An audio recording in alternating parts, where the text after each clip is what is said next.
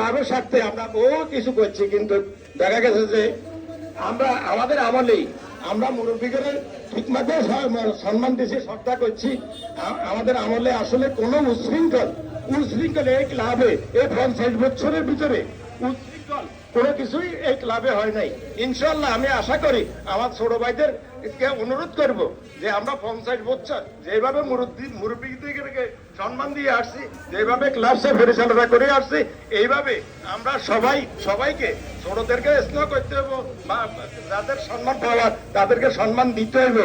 আমরা সবাই ইজ্জত মতেই যেভাবে ক্লাব সুন্দরে চলে, এটা সমাজ কল্যাণ ক্লাব, আমরা ওইভাবেই চলার ব্যবস্থা করব।